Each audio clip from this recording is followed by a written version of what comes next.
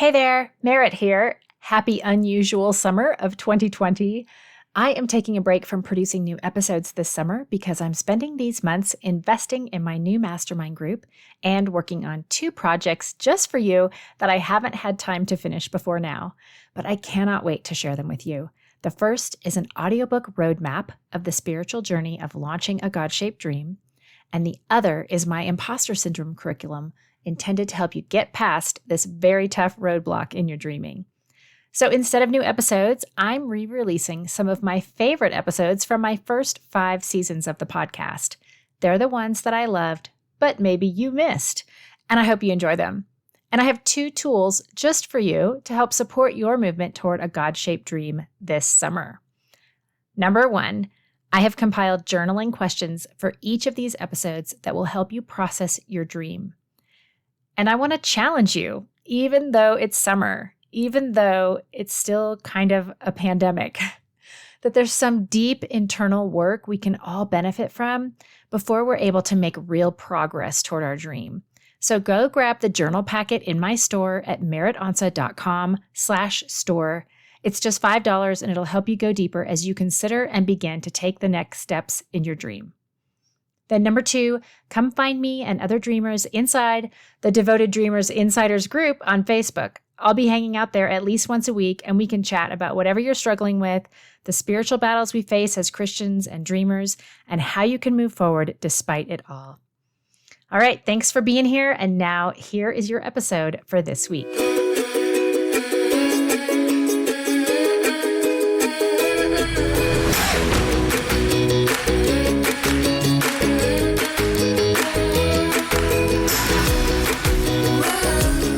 You're listening to Season 4 of the Devoted Dreamers podcast. Welcome, everyone. I'm your host, Merritt Onsa, and this show exists to help you step over whatever is holding you back from all that God created you for. You know, the more I talk to women about their dreams, the more I hear the echoes of fear, imposter syndrome, of who am I to do this, or somebody else is already doing it, or could do it better than me. I recognize those voices because I've wrestled with them too. But I'm here to tell you that you cannot let the voices win because you are a daughter of the King.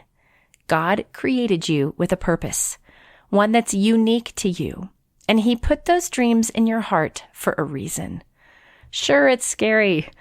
Yeah, you might even fail, but you also might learn something and then pick yourself up and lock arms with your community and keep taking the next step. That's why we're here, and it's what this podcast is all about.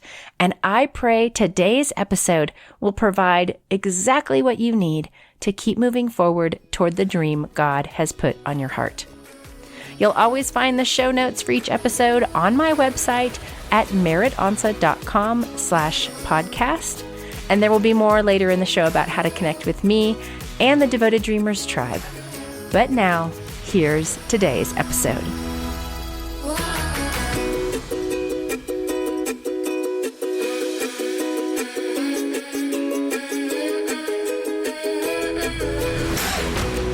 Hey, Devoted Dreamers, you are listening to episode 89. Today, I am talking with Kristi Hayes, and I can't wait for you guys to hear from her. She has been in ministry for over 15 years, and the way that I actually encountered her was through an Instagram giveaway via their organization, Be Strong Story. So go check them out. But that's what we're going to talk about today is her involvement as the founder and CEO of Be Strong Story. And this is a business that began just through a simple lunchbox note that her husband wrote to her son. And I'm going to let her tell you that story. But she's in Denver, and so we're kind of talking just, an hour or so apart from one another as it's snowing outside here in the spring of Colorado. But Kristi, welcome to the podcast. Thank you for having us. I appreciate it. Yeah, I'm really excited to hear more of your story and to get to share that with the listener. So can you just tell us that story of the lunchbox note, because I feel like that's where we have to start. Sure, sure. So I don't know about you, but I have two kiddos and they are in elementary school. And so for me, the worst thing is making lunches. Like I cannot handle it. So it was in the, at the first of the year, you have all these grand gestures to write these great notes and have these really healthy lunches and the bento boxes, which we never got. And then by the middle of the year and the last part, you're like, oh my gosh, I just hope they get some Cheez-Its in their lunch today. And Right. there's definitely not going to be a note in there. So that's where I was. And my husband traveled a ton and he happened to be home. And I'm like, Grant, I cannot do these lunches anymore. Like our kids are either going to starve, they have to do it themselves, or you make it for them. I can't. So yeah, he made the lunches and I said, put a sweet note in there, which I thought he would forget. And at the time, my son was in first grade and he was dealing with a friend on the playground that just wasn't being so kind, and he'd come home crying and tell us. And so Grant, the note really was just kind of just wisdom for Holden that day. And the cool thing was that Holden brought home that note in his lunchbox, or I would have never seen it. And it was just a simple like napkin that had a Sharpie on it, and it just said, be strong, protect the weak, love everyone, in all capitals, love mom and dad. And I was like, wow, that note is so powerful, yet so simple. And, I called Grant, I'm like, you like totally killed my lunchbox skills. Like you are, you are so much better than me. And yeah, so that's how it happened. And we, I remember like posting it on social media and just talking about how like my husband just crushed it, in the lunchbox skills, and how he'll be making every lunch now. And people just really loved it. Like they just said, oh my gosh, we want that. We love that. We want that mission for our family. And so we really made it a family mission for us and figured out, it just stuck. And we're like, how can we make this a mission? How can we live this out? And we just started talking about it a ton as a family. And then we just had people that were like, could you make us some t-shirts that have that on there? We want to spread that. And so that's kind of how it started. And it was just kind of organic. And now it's a full-fledged business that I'm leading, full time. And kind of the charge is to get that message out to others and have other families adopt that and to truly live it out and change the world. I know that sounds so big, but it's really my dream. Well, and there's more to it now, right? That you guys are working with the homeless and people who need kind of a second chance at life. Like, can you talk a little bit about that part? Yeah. So it's so funny. So I'm a dreamer. This is the perfect podcast. Welcome. Yeah, it's perfect. So I'm a big dreamer. And so my thing was like, okay, I have a friend who works with the homeless, and I'm like, I want a print company who prints all our apparel, because we make t-shirts and sweatshirts and all those things. I want the homeless to run that print company. I'm like, well, I don't know how to do any of that. So I'm going to have to figure it out. And we're going to have to just, people are like, well, do you even know how to do that? I'm like, no, I don't know how to do that, but Google does. So we'll figure it out and we'll do it. We'll make a company where we employ homeless and they screen print our stuff. The cool thing is when we moved to Denver just recently, this random lady at church said, what do you do? And I told her, and she said, do you ever need a screen printing company? And I'm like, actually, we do. We'd love someone local. She said, well, I work with this homeless shelter that their business is they employ homeless in their screen printing shop. And I was like, what? And she said, would you be interested? I'm like, yes. So I called the guy literally the next day, Monday morning, and I'm like, can I come visit you? And since then, we have had the most special relationship. And they run a day shelter during the day, but in the back, they have the screen print shop where homeless and former homeless print all of our stuff. It's like magical. It's so cool. So yeah, so that's where all our print comes. And then we have a jewelry line. I mean, if we're going to really tell people to live out this message, I feel like our business has to live out this message. And so we really want to employ those who, from companies who are already living out the Be Strong, Protect the Weak, Love Everyone message. So we've partnered with Branded Collective to make our jewelry, and they employ women who've been sex trafficked, who are survivors of sex trafficking. So every bracelet you get has their initial on it. And it's just really cool. They made a specific line for our tagline. So every bracelet has either Be Strong or Protect the Weak or Love Everyone. Or you can wear all three. But it's just really neat to, we have to search for these businesses. It'd be a lot easier for me just to wholesale it, somewhere else. But I really am trying to search for people who really need empowerment and to be employed and to just have a second chance. How would you describe how this business and this mission of you and your family, how does that relate to, what I talk about here on the podcast is your God-shaped dream? Is this your God-shaped dream? I have lots of dreams, which is funny. I used to feel so like embarrassed that I love so many different things. And so, but you know what, the more that I read and the more that I just get in the word, it's God saying, I wired you to be who you were in this season. And so, this happened very organically. I had no idea that my husband was going to write a note that kind of spurred this on. And at the time, I had done ministry for a long time. That's kind of where my heart is. And I was actually training. I love athletics and coaching. And so I was doing that. And it's interesting because if we take myself back 6 years, right after I had my second child, Carter May, I was also running a business that was helping Compassion International children go to college. And I was in youth ministry and we're doing all these things. And I felt like God just said, it was during Lent. And if you've ever experienced Lent where you've really done it, it was really God doing heart surgery on me, where I said, God, what is it inside me that is not of you? And I was so prideful to think there was nothing. I'm like, I know our church is asking us to ask this question. I'm like, but I'm doing so much for you. Like, you're probably not going to find anything in there that's not of you. I was so prideful, and God's like, well, I think we're going to find some stuff. And so, he really did heart surgery on me. And I was so into being busy for him and doing for him. And I'm a driven person, which I think is how he wired me, but I have to really know who I'm driven for. And so for me, it was like I was doing all these things for him, but I love the accolades. I love the atta girls. I love the success. And he was like, you're doing all these things for me, but you're not really. You're doing them for yourself in my name. And that was like just a punch in the gut. And so really he asked me for almost a year to quit everything and just be content in him and not what I do. So just literally be. And that's what our company is named, which is so funny. That word was everywhere 6 years ago before this company even was a thought in my mind. I have a tattoo that's B on my wrist that had nothing to do with this company. And our logo, if you look at our logo, is just the simple BE with a period. And it's like God just kind of groomed it. Like he said, I want you to be content in me, and I'm not going to tell you when you can dream again. I'm not going to tell you when you can do again. I need to know that you're so content in me that if I stripped every single thing that you did away, every success, every accolade, that you would be fine. And for a dreamer, as you know, that is super hard. That was horrible. But I got to a place where I was so content in him and so in love with him that it didn't even matter what I did.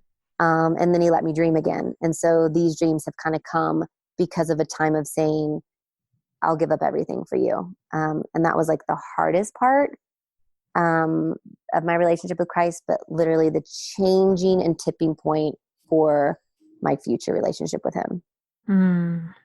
And so that was a number of years ago.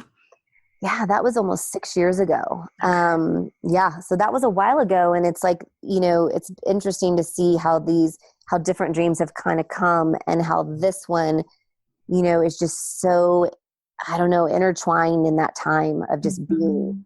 And so for now, this is my dream. And really my dream is to help families go to the vulnerable places and serve together. And I really want the DNA of our young children to be about others, building others up, serving others, being in relationship with those who are different than them, and it not even be a question. I think I get questions all the time from 40-year-olds in my age that are like, should we do this? Should we serve these people?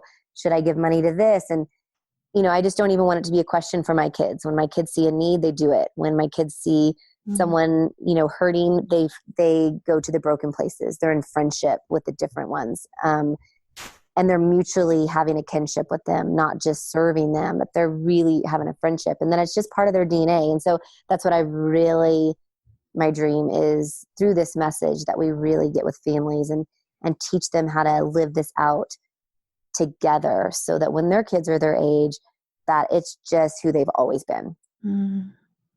I think we need that right now too, for sure. I know. It's just kind of a time of deep struggle in our Right. nation. And there are so many people hurting in so many different ways. And so I love that. And I'd love to hear any stories you have of how you've seen that kind of come to life with your kids. How old are your kids now?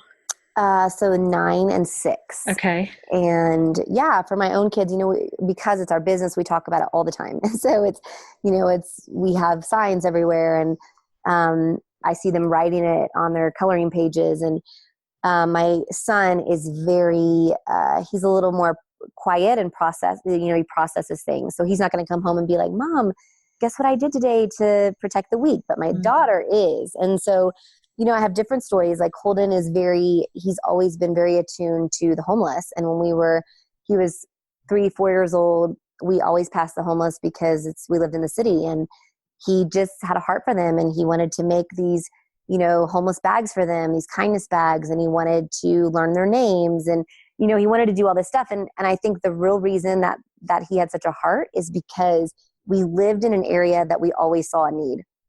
And for me, the last couple of places we've lived have been kind of in suburbia, and we don't see that. And so when they don't see it all the time, they lose it from their mind and their hearts. And so it's really been important for us to be intentional and take them places and show them. I remember we went and lived with my in-laws. My father-in-law was sick, and we had went and lived with him, and they live in this beautiful country club neighborhood with really nice houses. And he was 5 at the time, and we drove in, and he said, "Oh my gosh, Mom," he goes, "isn't it so great?" He was like, "There's no homeless here in St. Louis." He said, "Everyone has mansions." And I'm like, "Oh my gosh, we gotta get out of here." I called my husband. I was like, "Okay, we have to get out of here." I was like, "We gotta get in the city." I was like, "We have got to get him seen," because that's just all he saw. That's all he knew. And then my daughter, he still has that tender heart for people hugely. And then my daughter, it's really fun for her because she takes it a little more literal. And so she'll come home and be like, "Mom, Abby was crying on the playground, and I just went over and just made sure she was okay and gave her a hug and gave her my stuffy, and she was all better." And a mom texted me the other day, and she said, "I just want you to know that whatever, how you're teaching them," she said her son spilled his drink and all over his lunchbox, and they were all standing around. All these kids were standing around staring. And she said, Carter May just walked in there and was like, "How can I help you?" And she said, she picked up all his stuff. She took it in with him. And, after school, I'm like, "Hey sis," I was like, "I'm so proud of you." And she's like, "Well, Mom," she was like, that's what you do. She was like, "He needed help, and I had to help him." And I'm like, "You're right." I'm like, it shouldn't even have been a question. And it wasn't for her. And so she tells me those stories most weekly, she has a story of how she, protected the weak or loved everyone. It's pretty sweet, but it's definitely coming into their heart, and they're starting to live it out. I love that. And 9 and 6, that's great. Yeah. 9 and 6. Yeah. It's, and that's why I think I want other families so much to just be talking about it and talking about it at the dinner table of how they saw others. And I think it's really just about recognizing so many of us are on our cell phones, and and that's me too. And we're not looking around. And so one of our quotes that we say, besides "Be strong, protect the weak, love everyone," is eyes wide, light shine. And so every time they get out of my car, we do a little fist bump, and it's eyes wide, light shine. And it's just make sure your eyes are wide. Like, don't be just looking at your friends and the things you're doing on the playground or at the lunch table. Like, do a scan of the lunchroom, do a scan of the playground. Like, is there anybody that needs you? And then if there is, go let your light shine on them. And so that's been fun to see that acted out. That's really sweet. And that sounds like a very kind of simple ritual that anybody could do. Totally Totally doable. Yeah. So talk about you've kind of hinted about this a little bit, but you told me earlier that you're starting this Be Strong Families aspect of your ministry / business. Yeah. So share a little bit about that too. Yeah. So I think my heart, I love the message of this and people sharing it on t-shirts and bracelets and all those things, but I really want to figure out a way to live that out. And so we're coming together with a bunch of different families and making Be Strong Family core groups where we are presenting them with an opportunity to serve with their family. And so we're kind of doing the legwork, my team, and giving them opportunities, each month to say, okay, we're going to have a pledge for them. Here's what a Be Strong family pledges. We pledge to be strong, protect, weak, love everyone. What does that mean to our family? And then this is how we pledge to live that out through love and action. And so that means serving, and that means consistently serving, giving, living generously. And it'll be different for different families, but for our kind of Be Strong family core group, it's really helping families find organizations who are serving others and then partnering with them. And so, I have a lot of families who, we did this in St. Louis, and people were like, we want to do that so bad. We want our kids to know about what's going on in the world, but we don't know what to do.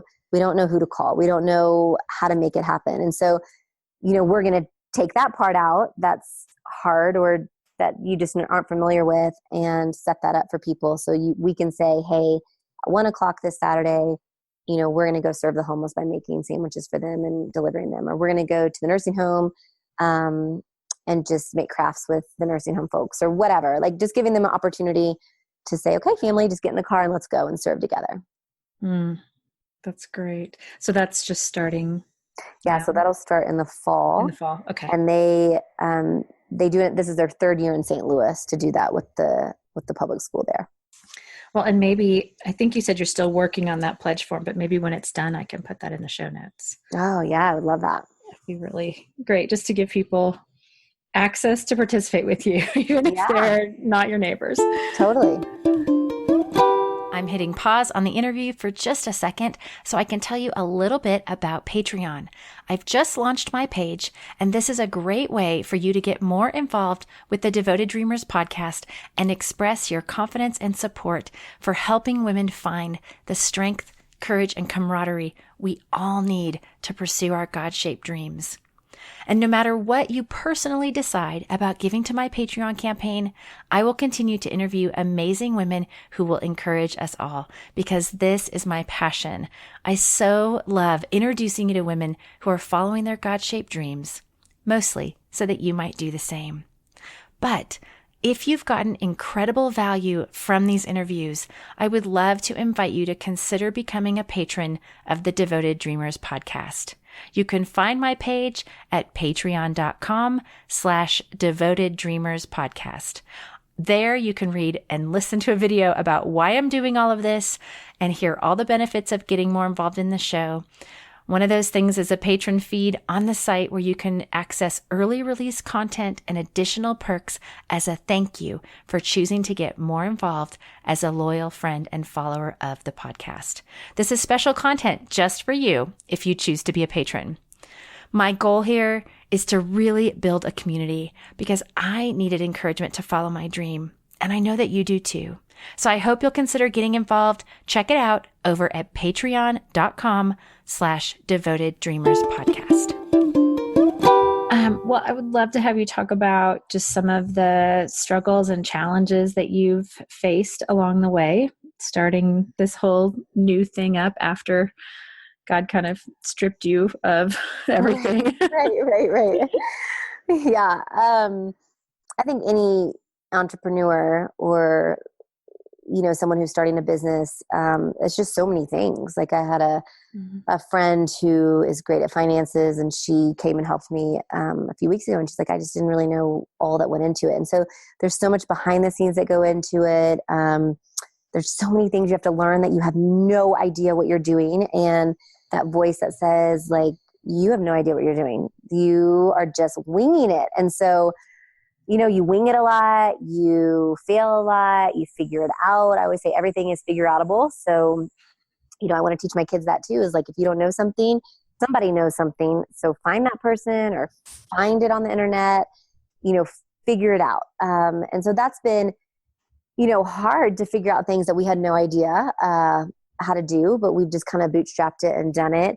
And then just that voice of, you see people so successful, and you see people who, I listen to How I Built This podcast that I love. And, they always are interviewing the people on the other side. So they always started like we started, in our basement or, in the room, in the back room or whatever, and you have boxes everywhere, and your whole family's kind of coming together and doing stuff, and then they're like mega successes, but it doesn't really give you the middle part, like the gritty middle of just like going after it day after day after day, even if you don't feel like you're growing or you don't feel like you're making a difference. So I think when you're in it, it's hard to see the outside. So I have some really great friends who help me do that, who help me see, like, come out of the innards and say, well, look what is happening around you. And we do, I just had a friend who, she runs her own nonprofit, and I just was like, do you realize what you've done in 5 years? And because you're so in it, you don't realize. So you almost need someone to come alongside you and go, hey, step out of the crazy for a second and like really look at the impact you've made. And so I think that's important, just to have cheerleaders around you that can let you get out of the funk that sometimes you feel and really show you, okay, yeah, this is really making a difference. Yeah, I was going to ask, like, how do you persist through those days when you're in that funk? And it sounds like having people around you to show you what you're not seeing. Yeah, that's huge. I mean, we have a few, I don't know if you do Voxer, but it's like our lifeline. Totally. Yeah, I love it. We have a Voxer group of a couple friends, and I'll just say, like, I'm dying today. And it's lonely, like when you work by yourself, or your team is not with you all the time, like if they're remote or then you're by yourself a lot. And for an extrovert, that's really hard. So we had actually this morning, I needed to write some things, and my other friend who leads her own company, I'm like, you know what, I'm going to Starbucks. Do you want to just sit by me? And so we literally just sat by each other, did our own thing, like every 10 minutes or an hour would go by, and I'm like, hey, when you have 10 minutes, look at this. And then when she had 10 minutes, I would look at her stuff and kind of brainstorm. So just having a meeting with like 6 women tomorrow who all lead their own companies, and just that they're kind of bootstrapping it too. And we're all just coming together just to do lunch and then just give each other a million ideas and just cheerlead each other on. So yeah, I think having a team that does that is huge. Yeah, absolutely. And I'm an introvert, and I agree with you. No, I can sit alone for hours, but I still got to have that, that Voxer friend or two that's like there for me to just dump. Right. Yes, absolutely. Well, talk about how you have seen God meet you in some of these challenges as well. Yeah, I think the cool thing about when it's a God dream and not your own dream is that things happen that you could have never orchestrated. So that's what's so fun, is like seeing these stories of these random people who in different cities and states that have caught on this message, and the stories that I hear back from them of how it's changed their family, and just meeting different people even on Instagram or Facebook, where you just have all these different stories that we're doing. I'm doing something with a fellow, she's a entrepreneur. She's way ahead of me in the game. Her name's Emily McCarthy, and she's awesome. And she creates beautiful things. And I just reached out to her and said, you inspire me. You create beautiful things. Here's our story. And she wrote back and was like, I was bullied as a kid, and this story makes me cry.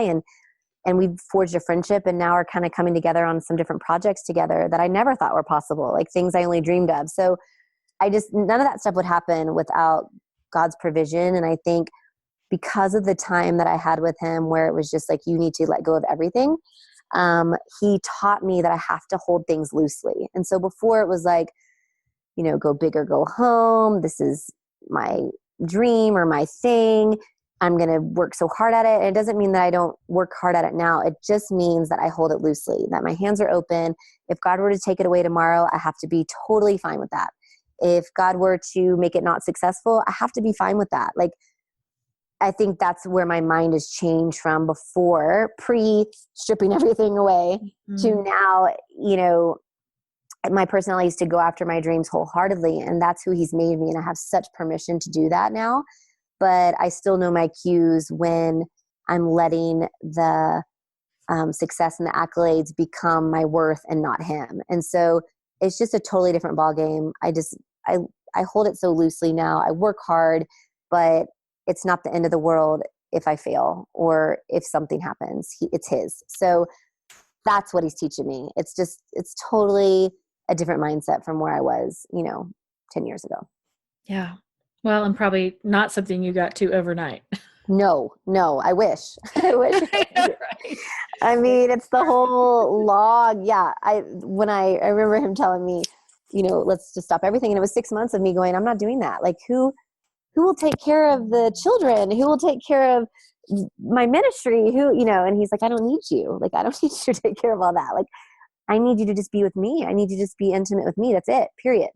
And so once after fighting with him and really deciding to let it all go, it was a process. And I kept saying, how much longer? How much longer? How much longer I got to do this? And it was just, it's the journey, and no one likes the journey. At least I don't. I like the quick. The journey is rough, but it's where we grow. I know. Like you just said. It is. Well, is there a verse of scripture that has been really meaningful to you lately?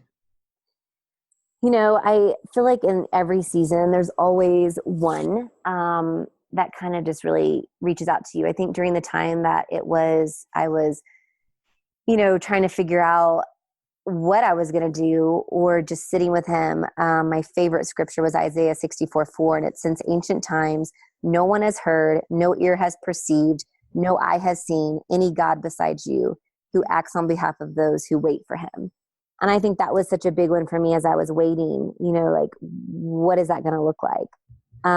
My scripture that I love right now, and I've loved for the last couple years, is Isaiah 58:12. And it says, you will discover there are people among your own who can rebuild this broken down city out of the ancient ruins. You will firm up its ancient foundations, and all around others will call you repairer of broken down walls and rebuilder of livable streets. And I just think that's what we need to be doing, is repairing the broken down walls and rebuilding the livable streets. I love Isaiah. So much. So good. I know. I have like a million. You asked me what was one verse. I'm like, well, shoot, like every week I feel like God gives me a new verse, like a new thing. And I love that about him. I love reading his word. It wasn't always like that, but I feel like it's been so nice to just have him meet me there. And I think it all stems from, again, the 6 years of just going, I just want to be intimate with you, and I'm okay with that. Just you. Well, what advice would you offer to the dreamer out there who's like you and, maybe just getting started or just trying to figure out what that dream is? What would you say to her? I think I would say, go after it with your whole heart, but hold it loosely.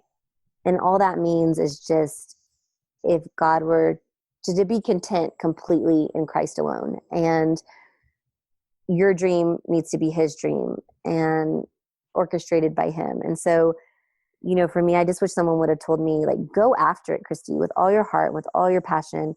Find people who you can be mentored. I always have a mentor that I'm always like asking. Don't be afraid to ask for things. Don't be afraid to hear the word no, because you're going to hear that a lot. Read about people who've been there and done that before you. You don't have to be an expert at everything. That's what's so cool, is like, I'm learning that it's almost better not to be an expert, because then God takes the wheel and totally wows you. So you're learning as much as you can, and you're finding people around you who've been there and done that, but you're also just letting God orchestrate. And then just, don't be insecure. If it's a God-shaped dream, you've heard that word before, then he put it in your heart for a reason. And so go after it. Amen. That's so great. Do you have any tips for like great ways to find a mentor, or how to make that first ask for what you need? Any suggestions there?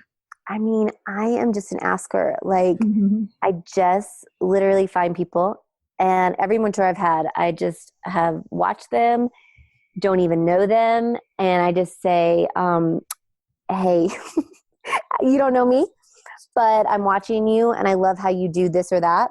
And I would just love to learn from you. And I would love to know if you would mentor me. I've never had anyone say no, but I just ask, like, don't be afraid to ask. Don't be afraid to, if you see someone who's doing life a certain way and you're like, oh, I want to do life like they do, just say, can I just come beside you and learn from you? And that might mean meeting once a month and just listening to them, how they do things, or going to the grocery store with them. I used to have youth that I would just take them on grocery store runs and they would just be in our life and they would just see how we live. So yeah, ask. I think asking is the greatest thing, because people who have dreams and who are already entrepreneurs, I think that they love the person who asks, because that was them, 10 years ago or 20 years ago, someone who was brave enough to ask for something. And don't be afraid if they say no. It's not the right person if they say no, but I just would say ask all day long. That's awesome. Well, yeah, you mentioned no tips, just ask. just ask. Well, that's a tip. No steps, just ask. Just awkwardly ask. Yep, that's it.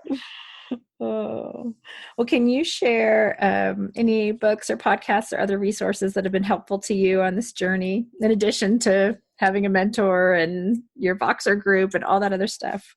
Yeah, I think I have so many books. So I am a big reader, and I probably have, my book nightstand right now has 6 books on it. So I'm always reading, and and not everyone has to do that, because I know that not everyone's a reader. Some people like to listen to podcasts. I like to do both. But for me, it's not like a goal I have to read. I just enjoy it. So I like to always have something in leadership on my nightstand, or that I'm learning, that I feel like I'm growing. My personality is an 8 and a 7 on the Enneagram. So it's like a challenge. Like, I love to be challenged. If I'm not being challenged, if I don't feel like I'm growing, I'm just dead. Like, there's just stick a fork in me. So I always want to be growing. So I read a ton of biographies, memoirs, anything I can get my hands on of just how people function and what works for some and what doesn't work for others. A lot of leadership books. I don't have like one. I think I read so many that I don't take, like, if one says one thing, it could be for different personalities, and a different one might really speak to me that wouldn't speak to a different personality. I never know that question. It's like, what's the one book? I'm like, it might be my favorite book, but it might not speak to that person because they have a different personality. Podcast I love, How I Built This, is a great one. The Going Scared podcast by Jessica Connor, your podcast. I think just listening to people who, have dreams and are in the messy middle, or maybe they're successful, just learning from others who have been there, done that, I think is just such a huge thing. Reading the paper. I try to read the newspaper every day. And I know that sounds so old man, but it is like my favorite thing in the world to grab a cup of coffee and read a real newspaper front to back. It's my favorite. And I think it also helps us know what's going on in the world. I think that is truly, we need to know those things. And I haven't always been like that. We did a stint where we lived and worked in Washington, D.C. in that world. And that really gave me appreciation to really understand why it's so important to know what's going on. So yeah, even the newspaper, you can learn a lot just by reading the newspaper. Yeah, you can. So what do you have a favorite newspaper? We read the Wall Street Journal, which is even older man. Yeah, the Wall Street is my favorite. I am so excited. Like, Saturday mornings is the morning I can really read it front to back. And my kids know that I will be either downstairs on the couch or in bed with my coffee reading the Wall Street for like an hour. It takes me like an hour to read the whole thing. So yeah, I love it. I love it. That's awesome. Well, tell us how we can connect with you online. And I think you said you had a promo code too for the listeners. Yeah. So you can, everything is Be Strong Story. So Instagram is Be Strong Story all together.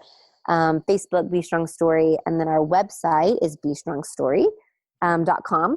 And for Mother's Day, we are giving 15% off to your listeners if they type the code DREAMER into the promo code. So while they're checking out, there'll be a little place that says promo code, and that's where they put it in. Awesome. And you have some really cute little disc necklaces and cuffs. I love them. They're so Thank you. sweet. I know they're great. They're such fun. Like I had a friend the other day that said, I have a friend who's going through something and I really need one of your Be Strong cuffs. Can you get it to me tomorrow? I'm like, sure. So she sent that to her friend who was just kind of going through a tough time. And I love those stories. I get those all the time where people will say, oh, my friend's, going through cancer, or they're this, or there's someone who really protects the weak. And I wanted to just share that with them and tell them that they do that with one of your,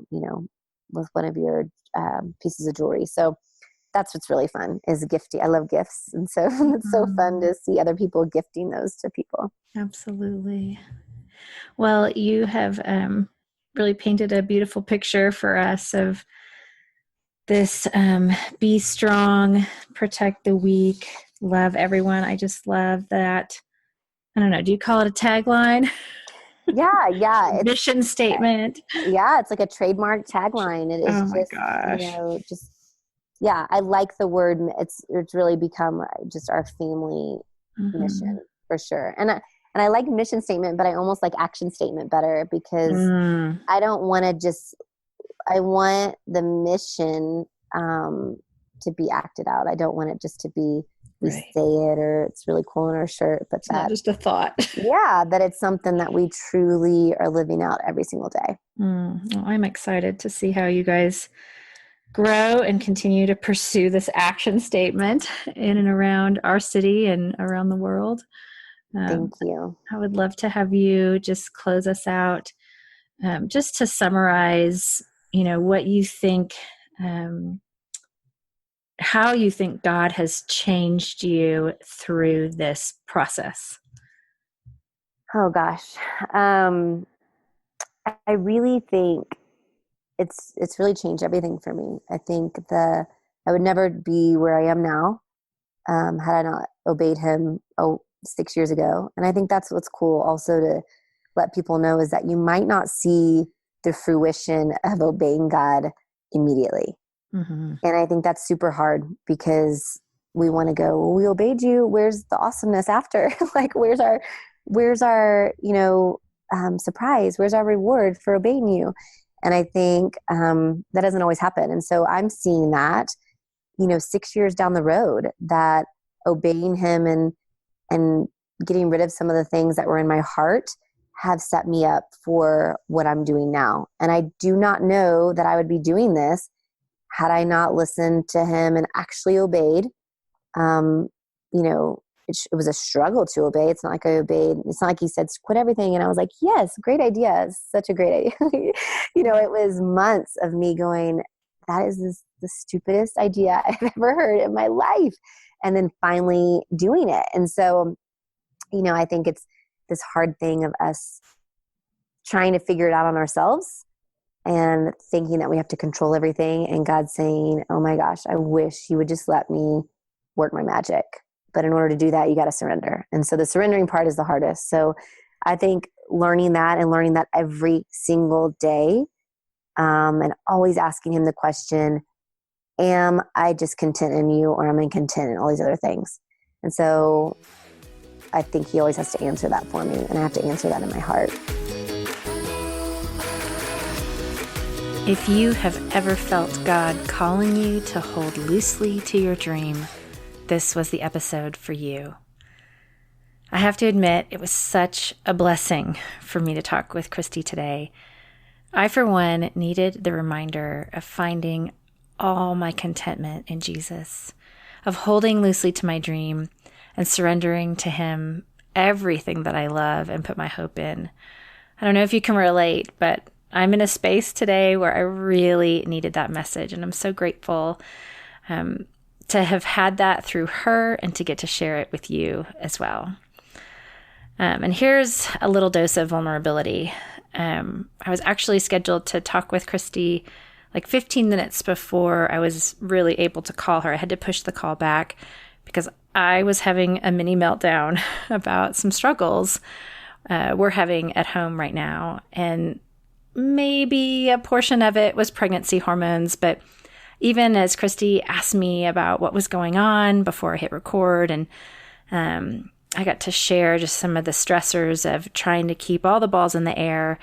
I began to feel a sense of relief just sharing that with her. I'm so grateful she even asked. But the longer we talked, the more I heard the reminder, like through her in my head, that God is in control, that He's got all the things that I feel like are falling apart. He's holding them. He's holding me. He's holding you. And all He asks is that we trust Him.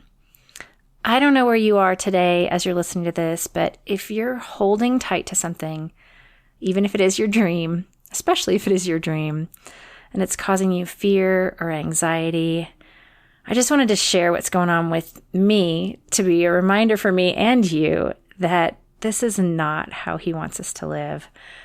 So in transitioning to my 3 takeaways from this conversation with Kristi, number 1, I've just said it, but work hard at your dream, but hold loosely to it. And then check yourself for clues that you're gripping too tightly and daily find ways to give it all back to Him. I desperately needed that for myself today. And I know there's got to be somebody listening who needs that too. So that was number 1. Takeaway number 2, I loved this and I'm kind of combining, but find a mentor and or a group of cheerleaders to support you in your dream. I loved how she talked about just observing, watching what somebody else is doing that you hope that you could do too. And then just asking in humility, just saying, I'd love to learn from you. But just how important too it is to have cheerleaders and people who know you, know your heart and are close to you and close to the things that you're dreaming about and working on. That could also maybe serve as a little bit of a reminder when you need help remembering to hold things loosely. And then finally, takeaway number 3, and this is kind of a hard one, but that you might not see the rewards of obedience right away. In fact, you might not see them at all, but He calls us to obey anyway, to make Him number 1 in our hearts and our lives, and to take time to hear from Him in the midst of just the busy everyday lives that we live. And so I hear so often guests talk about this importance of obedience. And I think it was a good reality check to know that, obedience, we don't obey because we're going to get something in return. We obey because we're called to obey by the God of the universe. Thanks for listening to this repeat episode of the Devoted Dreamers podcast. I'm doing this all summer long, resharing some of my favorites that you might have missed, but I will be back with new episodes in September. Until then, come find me in my Devoted Dreamers Insiders group on Facebook, and don't forget to grab those journaling questions at my website, meritonsa.com/store, to help you process what you've heard here today. Thank you again so much for joining me. And wherever you are with your God-shaped dreams, may you have the courage to take one step toward their realization today.